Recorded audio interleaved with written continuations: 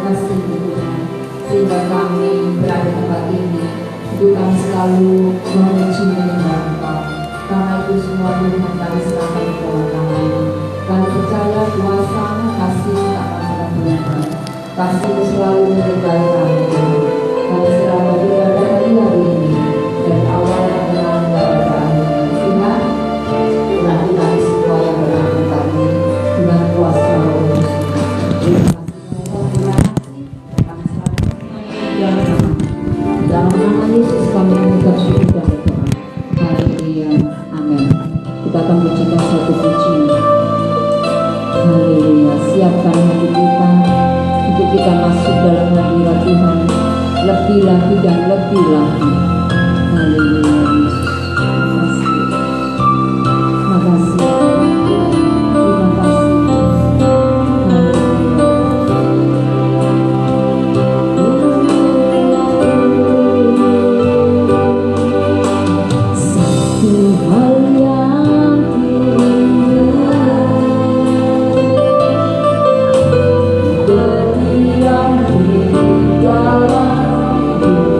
Dalam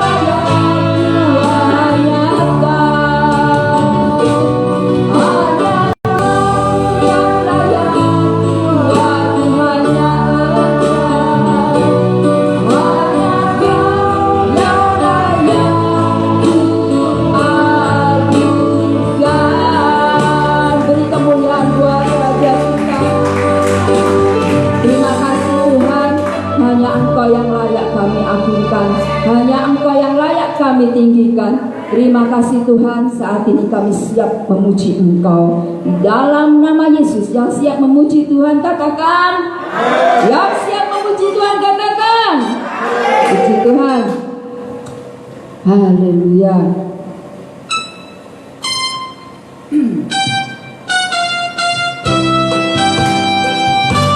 Oh, saat ini tidak datang lagi dari Tuhan. Saat ini ku datang lagi ya. Padamu Tuhan, dengan hidupku kuatkan namamu, kuatkan tanganku, ku puji namamu. Yesus, ku serahkan Tuhan hari-hari, berlaku lagi. Bersama siapa? Oh amin. Ya haleluya. Peganglah tanganku, tunjuklah jalanku. Yesus, berikanku haleluya, haleluya. Sorak bersama, berpujilah namamu saat ini. Saat ini ku datang lagi. Pada siapa?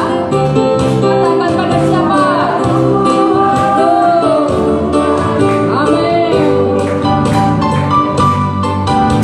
Kuatlah tanganku, ku puji.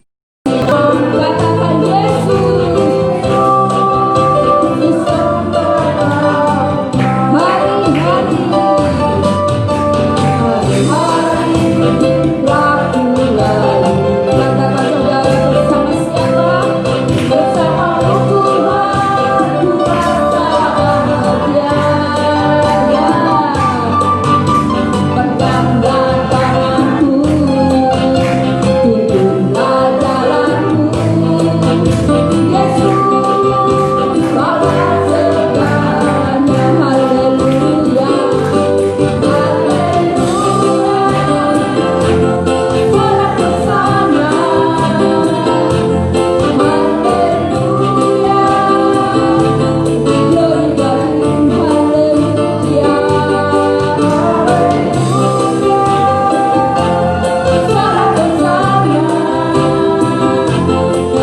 Sorak bersama,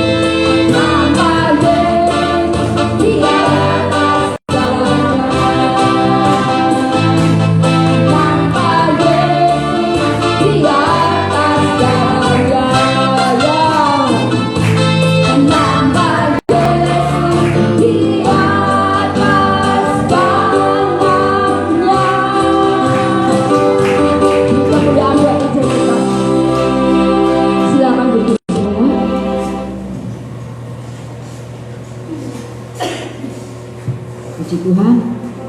Sebentar kita akan mendengarkan firman Tuhan. Kita siapkan hati kita. Haleluya.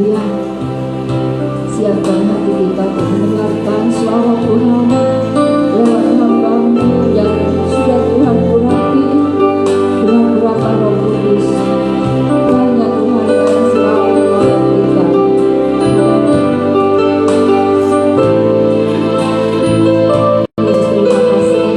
Terima kasih Tuhan.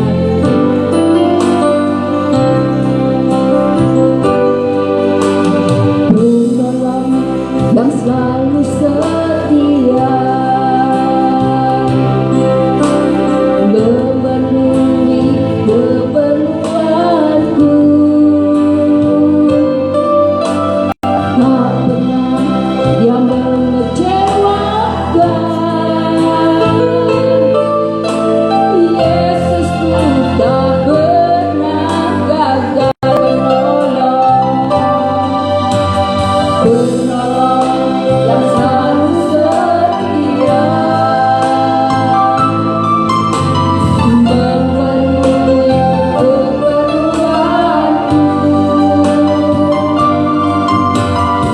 pernah Dia mengecewakan.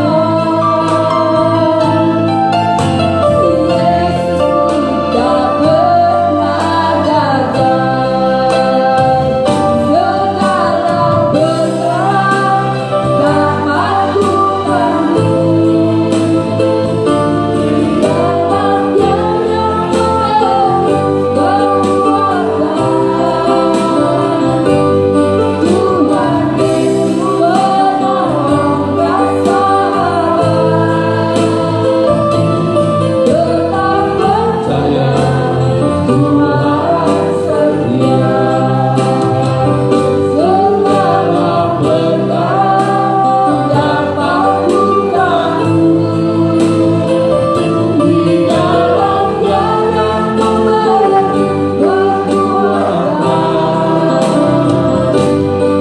Tuhan Yesus penolong dan sahabat, tetap percaya Tuhan setia. Tetap percaya Tuhan setia. Tetap percaya Tuhan setia.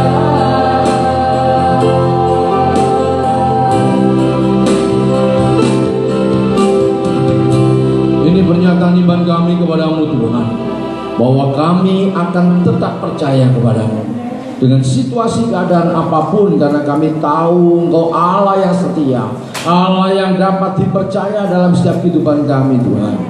Terima kasih Tuhan untuk apa yang sudah Kau kerjakan kepada kami hari-hari ini, sehingga kami boleh datang kepadamu Tuhan untuk memuji, menyembah kepadamu, karena kami tahu semuanya ini karena kemurahan dan anugerah, kesempatan yang Tuhan berikan kepada kami.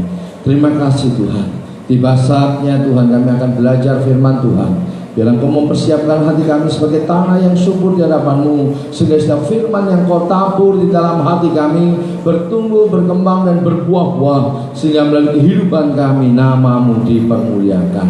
Terima kasih Tuhan, dan kami akan sambut firman-Mu hanya di dalam nama Tuhan Yesus. Semua yang siap mendengarkan firman Tuhan katakan amin. Puji Tuhan. Shalom Bapak Ibu. Shalom, puji Tuhan. Masih tetap semangat? Amin. Puji Tuhan ya.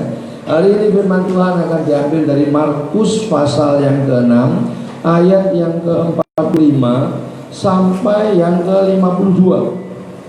Markus pasal 6 ayat 45 sampai 52. Judul perikop di sini kalau di Alkitab adalah Yesus berjalan di atas air. Tetapi kalau lihat dari judul khotbahnya adalah Yesus memberikan jaminan yang pasti. Ya, mari saya akan bacakan ayat ini. Sesudah itu Yesus segera memerintahkan murid-muridnya naik ke perahu dan berangkat lebih dulu ke seberang, ke Betsaida. Sementara itu ia menyuruh orang banyak pulang. Setelah ia berpisah dari mereka, ia pergi ke bukit untuk berdoa. Ketika hari sudah malam, perahu itu sudah di tengah danau, sedang Yesus tinggal sendirian di darat. Ketika ia melihat betapa payahnya mereka mendayung karena angin sakal, maka kira-kira jam 3 malam ia datang kepada mereka berjalan di atas air, dan ia hendak melewati mereka. Ketika mereka melihat dia berjalan di atas air, mereka mengira bahwa ia adalah hantu. Lalu mereka berteriak-teriak, sebab mereka semua melihat dia, dan mereka juga sangat terkejut. Tetapi segera ia berkata kepada mereka, "Tenanglah, aku ini, jangan takut." Lalu ia naik ke perahu mendapatkan mereka, dan angin pun reda. Mereka sangat tercengang dan bingung, sebab sesudah peristiwa roti itu mereka belum juga mengerti, dan hati mereka tetap gegir. Amin. Kalau kita mau melihat peristiwa ini, sebetulnya hampir sama yang dialami kadang terjadi dalam kehidupan kita. Ketika kita menghadapi masalah, kita menghadapi apapun juga yang terjadi, kita seringkali panik. Ya, kalau kita mau melihat kronologi di mana pada saat itu setelah Tuhan Yesus membuat mujizat, dikatakan di perikop sebelumnya di ayat 30, Yesus memberi makan 5.000 orang. Kalau kita lihat di sini berarti apa? Yesus sudah melakukan mujizat. Mereka melihat, bahkan mereka boleh merasakan kalau dalam teks bahasa aslinya, ketika mereka membagi, ya, ketika Tuhan Yesus memberkati 5 roti 2 ekor ikan, itu tidak kelihatan, tapi ketika dibagi ke mereka dan mereka membagi, kalau dalam teks bahasa Yunaninya itu terus menerus terjadi.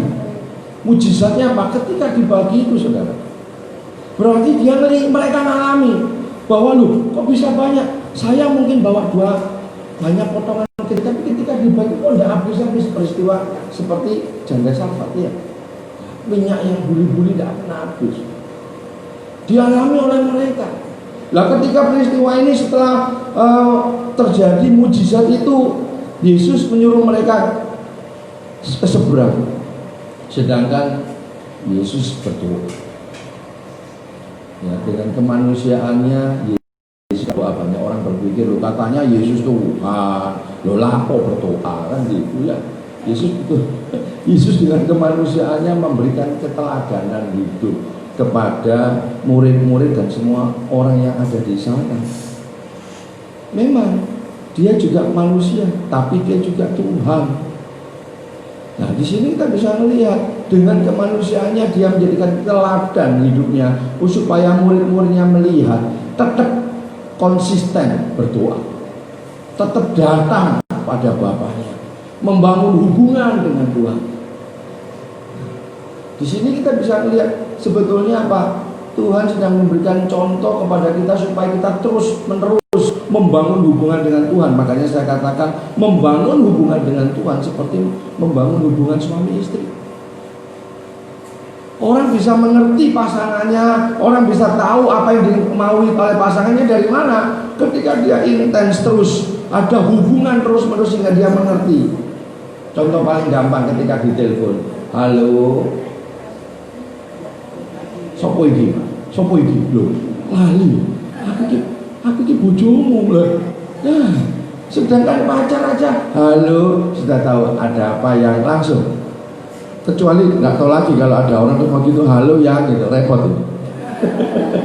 Loh iya, orang kalau punya kedekatan dengan enggak saja sama pasangan, dia akan tahu.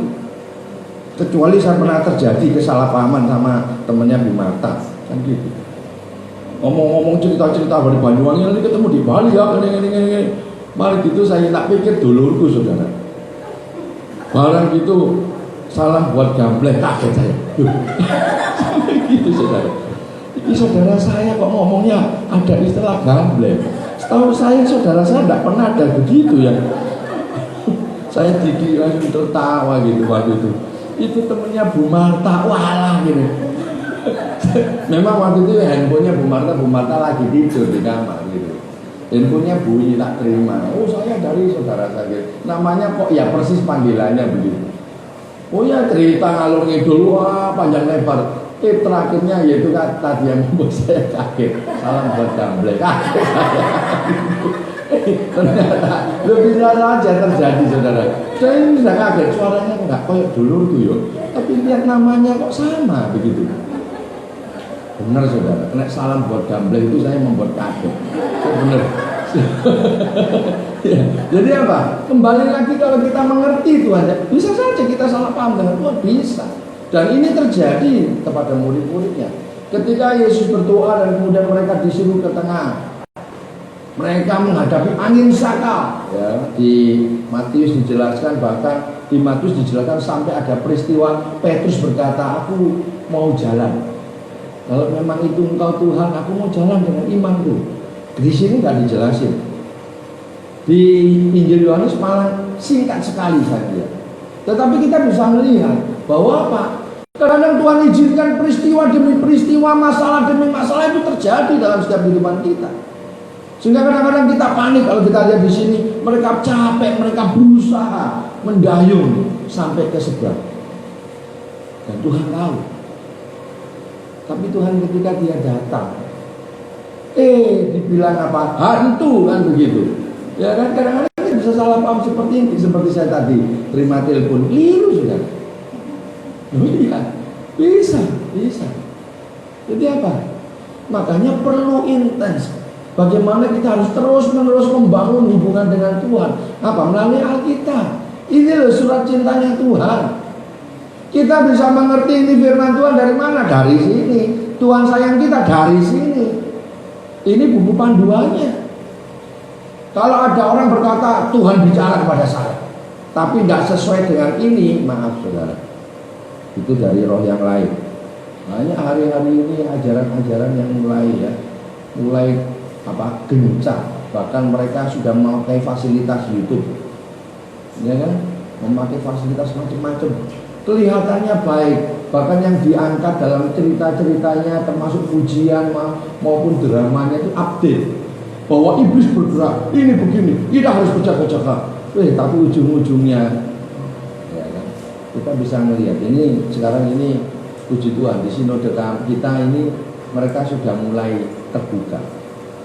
Hati-hati dengan ajarannya ini. Bahkan ada hamba Tuhan yang terkenal juga mengajarkan halnya. Sampai ada yang tanya, Pak, yang sesat di mana? Kemarin pagi saya ditelepon sama ketua BPD, sampai tanya ada apa dengan namanya Pak Pendeta ini, kok sampai keluar dari sinode. Saya bilang, Pak, ini ajarannya Jesus only, Pak. Oh gitu ya, iya. Sekarang ini banyak termasuk, ya kan Bapak, saya tidak mau nyebut HTD gitu ya. Sekarang main singkatan gitu, HTD ya. Sama pendeta JT gitu. Itu saya tidak percaya kepada Allah Tritunggal, Bapa, Putra dan Roh Kudus. Tidak usah, cukup Yesus saja. Alkitab ngomong baptislah dalam nama Bapa, Putra dan Roh Kudus. Walaupun ada di Kisah Rasul karena ada kasus khusus, tapi intinya bicara Bapa, Putra dan Roh Kudus yang tak terpisahkan loh. Ini kok malah ngajarin sih enggak. Dikaitkan lagi, ada yang mengaitkan lagi dengan ajaran bicara tentang Yahweh. Yesus itu Yahweh. Itu sudah ada bidat-bidat zaman dulu yang mengajarkan itu, muncul lagi dalam kemasan yang baru. Dan ini makanya Bapak Ibu saudara kasih Tuhan, hati-hati, kembali lagi ke konteks Alkitab. Walaupun mereka juga kadang pakai Alkitab, tapi ingat baik-baik, mereka sudah punya idenya dulu dari ayat. Ini yang salah saudara. Tidak pernah memunculkan apa kata teks. Harusnya ayat itu berbicara apa, ya itu yang harus dijelaskan.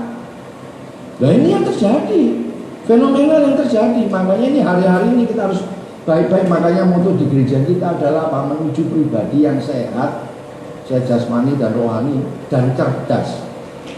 Cerdas apa? Dalam melihat pengajaran yang ada. Karena ini memang kita harus hati-hati. Jangan karena melihat hamba Tuhan ya, jemaahnya gereja ngopo sama gitu, gereja mulut cilik ngomong ngopo gitu.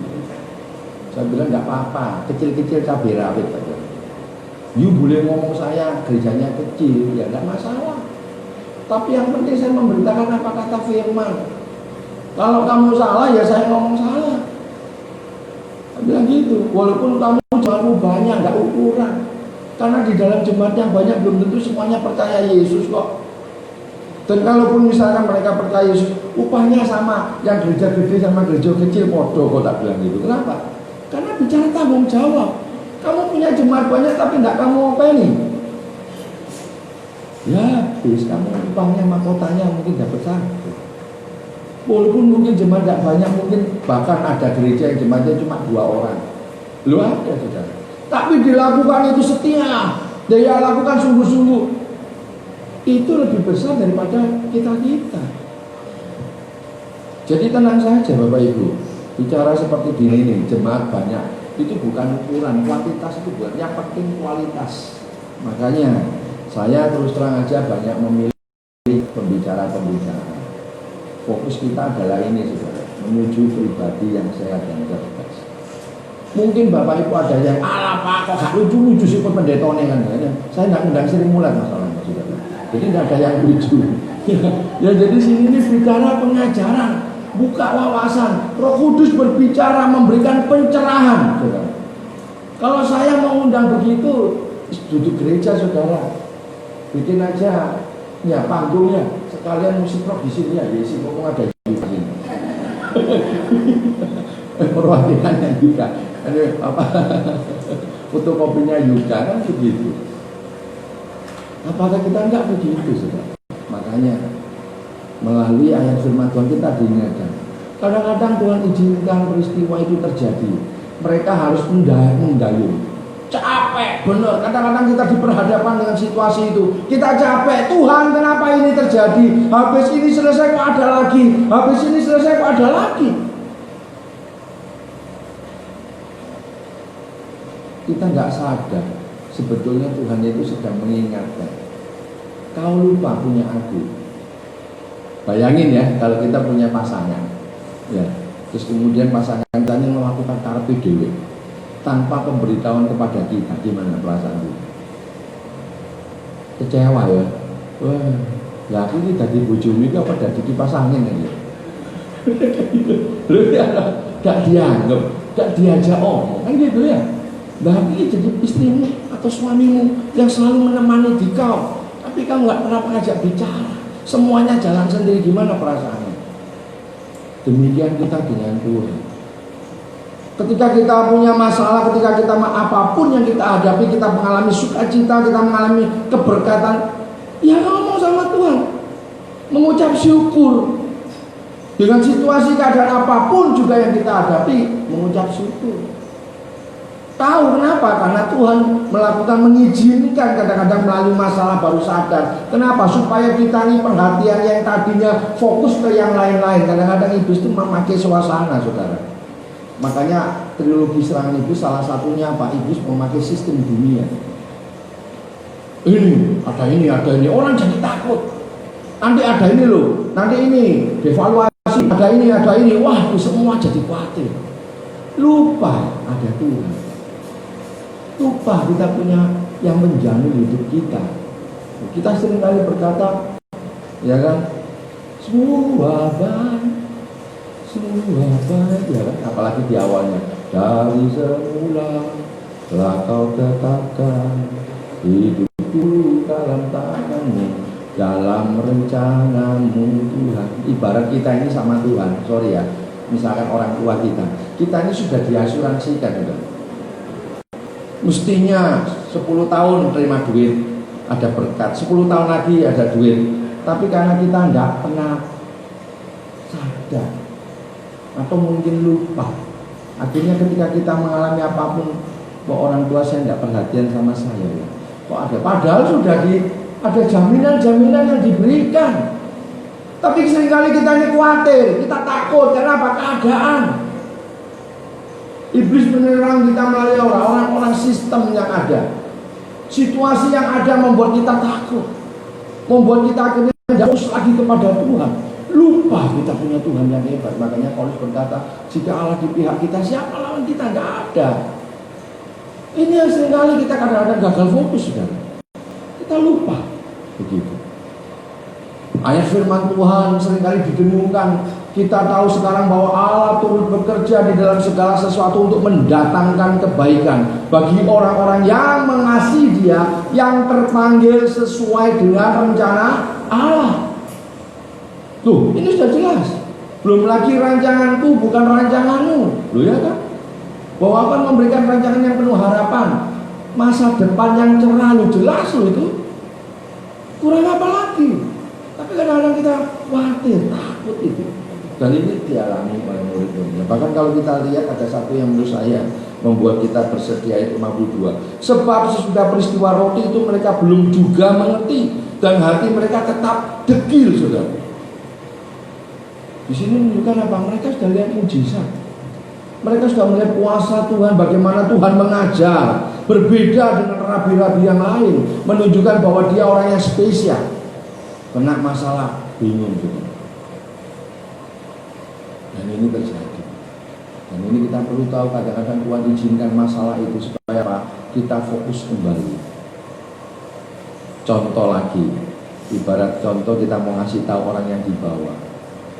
Kita ambil aja batu, kita mau ngasih tahu, lihat ke atas. Saya mau ngomong sesuatu, dikasih batu, tik, ceblok, dikasih duit, tik, untuk ini dulu, duit, dibolong tik, nggak pernah lihat ke atas, lihat duit itu, ya kan?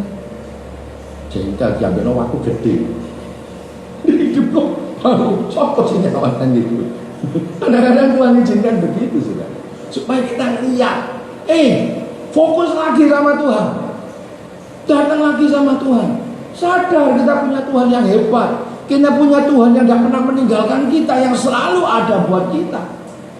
Nah ini, supaya kita tahu melalui cerita ini yang terjadi kronologi dari ayat firman Tuhan dari Markus ini maupun dari Matius maupun Yohanes, menjelaskan supaya apa? Kita tahu bahwa kadang-kadang Tuhan izinkan itu terjadi supaya kita kembali lagi melihat bahwa kita punya Tuhan yang hebat dan merasakan kasih Tuhan, bahwa satu, dia apa? Berdaulat atas hidup kita. Dia Tuhan izinkan masalah itu terjadi dalam setiap kehidupan kita. Dan apa yang selanjutnya kita bisa melihat, ketika mereka melihat dia berjalan di atas air, mereka mengira bahwa ia adalah hantu. Ia lalu mereka berteriak-teriak sebab mereka semua melihat dia, dan mereka sangat terkejut. Tetapi segera ia berkata mereka, tenanglah, aku ini, jangan takut. Tuhan tunjukkan kuasanya, saudara. Ketika mulai panik, murid kita merasa bahwa tidak ada jawaban, kita mungkin merasa bahwa saya sendirian. Ingat, kita punya Tuhan yang berkata, ini aku, jangan takut. Berarti apa? Dia menunjukkan otoritas kuasanya. Dia adalah Tuhan di atas segala ciptaannya. Dia berkuasa untuk melakukan mujizat. Dia berkuasa untuk melakukan banyak hal dalam setiap kehidupan kita. Ya, hari-hari ini dengan situasi kayak begini, sebetulnya Tuhan sedang menunjukkan ada perbedaan orang yang percaya kepada Tuhan dan yang tidak. Di sini kita bisa diuji melalui proses ini yang Tuhan kerjakan. Yang tadinya suka khawatir, mulai diajar belajar apa? Berani. Ya, orang yang mungkin selama ini hanya mengandalkan orang lain juga mulai diajar bagaimana orang lain itu akhirnya meninggalkan dia, dan dia mau tidak mau harus mandiri. Dia harus datang kepada Tuhan. Dia berharap sama Tuhan. Dia mungkin kecewa ketika orang yang diharapkan ternyata tidak seperti apa yang diharapkan. Bisa. Tuhan izinkan itu terjadi, Bapak Ibu. Bukan Tuhan jahat, tapi Tuhan sedang melakukan sesuatu. Makanya kadang-kadang, yaitu ketika saya sering melayani kayak dulu di Adijasa. Kenapa Pak? Mama saya dipanggil Tuhan. Mama saya itu pelayanan Pak, guru sekolah minggu. Salahnya apa? Ketika saya susah, mama saya menyekolahkan saya bekerja keras. Ketika saya sudah mulai bekerja, gaji pertama saya mau belikan mama saya apa yang dia minta, kulkas. Dia antar mau pergi UFO, kena batu, badannya jatuh, mamanya jatuh ke bentur batu, meninggal. Dia cuma bisa nangis, aku belum bisa menyenangkan mama. Kenapa kok Tuhan izinkan mama saya dipanggil? Saya kecewa, saya marah. Kenapa Tuhan? Kenapa? Pas waktu itu saya datang juga. Kok hari itu kok kayak gimana? petutat, petutut ya pendeta datang itu bukan kok rasanya mencap-mencet saudara. Pak Raya kenapa? Ini mamanya meninggal kenapa? Ternyata itu. Saya bilang nih, percaya. Di balik semuanya ini Tuhan sedang melakukan sesuatu dan saya percaya Tuhan tahu yang terbaik buat mamamu. Mungkin cara matinya seperti itu. Mungkin kamu tidak bisa menerima keadaan itu. Mungkin kamu bisa protes kenapa Tuhan itu terjadi, tapi ingatlah satu hal, bahwa Tuhan akan membuat segala sesuatu indah pada waktunya. Mungkin hari ini kau tidak ngerti, hari-hari ini mungkin kamu masih merasa tidak bisa terima, tapi kau akan mengerti bagaimana cara kerjanya Tuhan kalau kau dekat sama Tuhan. Justru kayak begini, dekatlah sama Tuhan. Jangan jauh-jauh dari Tuhan. Nanti Tuhan kasih tahu kenapa dipanggil begini. Ada kisah yang Tuhan kerjakan loh ya. Kadang-kadang orang kan ngeklaim doa kayak ceritanya Hizkia. Tak klaim, Hizkia aja dijawab kok. Ya kan? Yang ceritanya waktu Nabi Yesaya bilang, gak lama lagi kamu mati. Nangis Hizkia. Akhirnya apa? Diperpanjang berapa tahun? Nah, tapi akhir hidupnya Hizkia ya apa? Hah? Sempat menyakiti hati Tuhan, nyembah berhala dia. Tuhan lebih tahu, coba dia mati umur segitu aman enggak? Aman. Gara-gara sempat nyembah berhala, loh ya kan? Di akhir hidupnya, loh jangan dipikir kita seringkali di depannya tidak lihat akhirnya kan? Itu yang seringkali didengungkan khotbah-khotbah kan? Klaim Tuhan, klaim jadi Tuhan, klaim. Kita pernah bayar asuransi kok mengklaim ya. Lu jujur aja, kita ini menerima kasih karunia loh. Kita terima kasih karunia Tuhan. Biarkan Tuhan berdaulat dengan caranya untuk mengerjakan sesuatu yang baik dalam hidup kita. Memang tidak gampang, makanya dibutuhkan kerjasama. Kata turut bekerja itu bersinergi, sunergio dalam bahasa Yunani-nya. Bersinergi, kita melakukan bagian, kita alam melakukan bagiannya untuk melakukan sesuatu mendatangkan kebaikan. Di sini kita bisa melihat sebetulnya karya Tuhan melalui peristiwa ini supaya mereka sadar. Ini aku. Langsung mereka kaget. Mereka masih gumun ya kan. Makanya benar katanya Pak Bambang Musena ya. Orang jangan jadi 5G ya. Gumunan, 5K ya, suka 5S, suka gumunan, suka kagetan, terus yang terakhir kasar, goblok. Jadi kadang-kadang kita ini suka, kaget, gitu ya, goblok, kaget enak, saudara. Jadi ya 5G ya coba, gumunan, kagetan, goblok saudara. Kadang-kadang kita memang kita harus akui, kadang-kadang kita di situasi seperti itu Bapak Ibu. Tapi biarlah setidaknya kita mulai belajar. Semua kita ini berproses nih. Semua kita ini akan mengalami proses. Sama saudara dan saya. Tapi ayatnya yang harus kita pegang, yang membuat segala sesuatu indah pada waktunya. Jadi kalau kita sudah tahu bahwa Tuhan sudah punya patronnya, rencananya dalam setiap kehidupan kita, goalnya indah pada waktunya, kita nggak perlu takut. Biasanya dong, awal sama akhir tahu. Prosesnya ini dijalani saudara. Happy ending, masuk surga. Happy ending, menang atas masalah. Itu Tuhan sudah percaya. Dan ini kalau kita lihat di sini menunjukkan apa? Dia berkuasa atas apa? Semua ciptaannya. Dia berkuasa atas masalah yang terjadi. Jadi kita nggak perlu takut, kita nggak perlu khawatir. Hari-hari ini apa yang kau alami, mungkin kau sakit, mungkin kau punya masalah, kadang-kadang kau merasa bahwa kenapa ini terjadi, bahkan hal ini kenapa Tuhan izinkan terjadi. Saya mulai belajar, memang nggak gampang. Saya pun mengalami Bapak Ibu. Ya kan? Sempat dredeg kalau punya masalah. Ya, orang punya masalah itu makanya saya selalu katakan ikut Tuhan itu dredeg senang. Dredeg seneng saudara, sungguh dredeg, tapi begitu gol menang, aduh ternyata Tuhan itu luar biasa. Tuhan tidak pernah terlambat gitu. Tuhan lakukan yang terbaik, golnya indah pada waktunya. Jadi Bapak Ibu, saudara-saudara kasih Tuhan, ayo mari kita datang pada Tuhan, bersungguh-sungguh pada Tuhan, lakukan yang terbaik buat Tuhan, menjadi pelaku firman. Kita akan melihat kuasa Tuhan dalam hidup kita. Kita akan bisa merasakan kasih Tuhan dalam kehidupan kita. Mari kita tundukkan kepala. Kita naikkan satu pujian.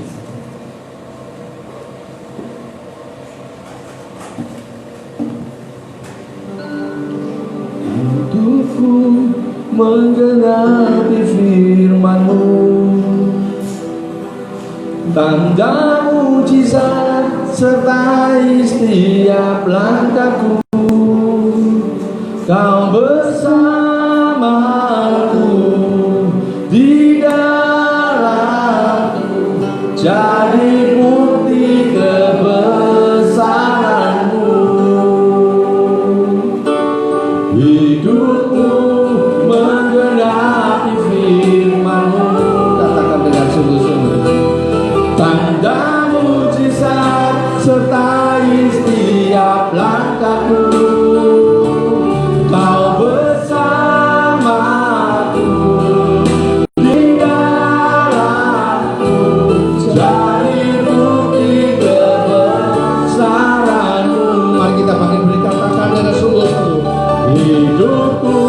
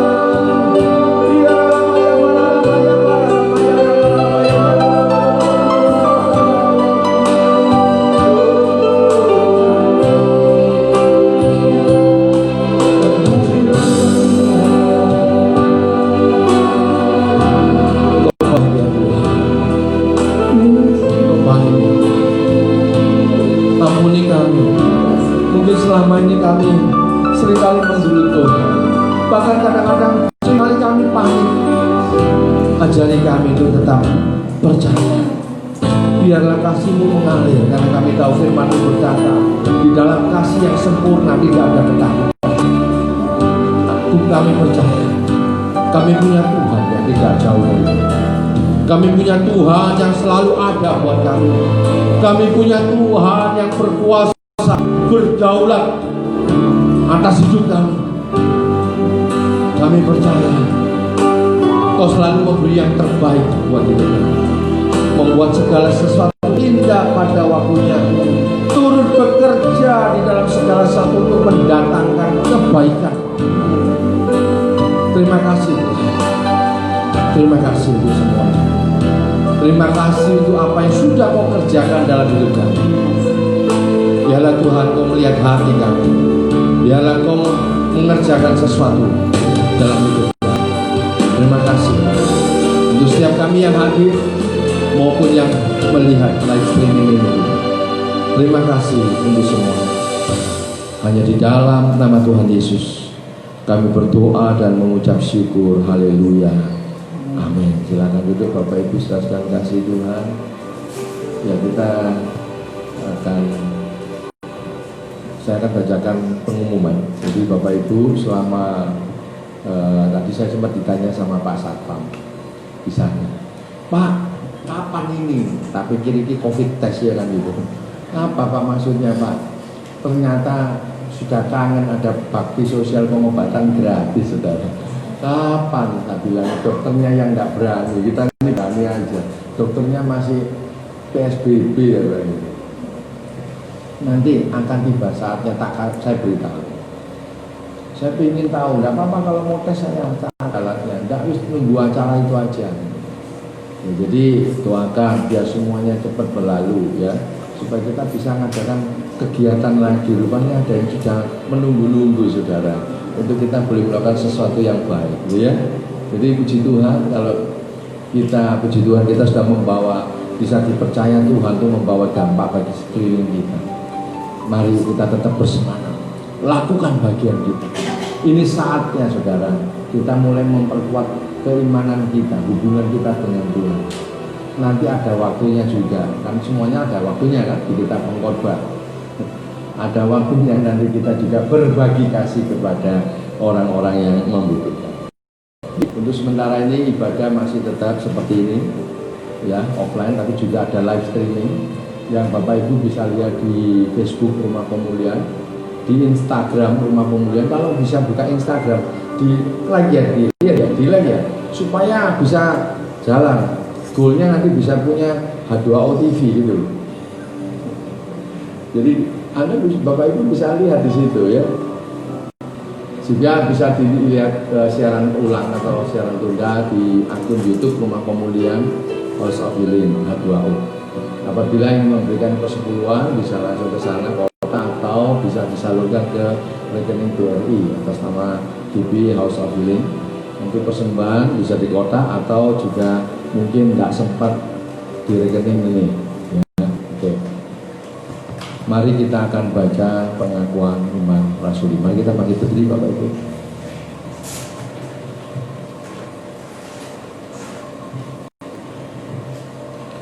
Aku percaya kepada Allah, Bapa yang Maha Kuasa, Khalik langit dan bumi, dan kepada Yesus Kristus, anaknya yang tunggal Tuhan kita, yang dikandung daripada Roh Kudus, lahir dari anak darah Maria, yang menderita di bawah pemerintahan Pontius Pilatus, disalibkan, mati dan dikuburkan, turun ke dalam maut. Pada hari yang ketiga, bangkit pula dari antara orang mati, naik ke sorga, duduk di sebelah kanan Allah, Bapa yang Maha Kuasa, dan akan datang dari sana untuk menghakimi orang yang hidup dan yang mati. Aku percaya kepada Roh Kudus, gereja yang kudus dan am, persekutuan orang kudus, pengampunan dosa, kebangkitan daging, dan hidup yang kekal. Amin. Ini kami Tuhan, hidup kami, jadikan alatmu untuk kemuliaan-Mu, menjadi pribadi yang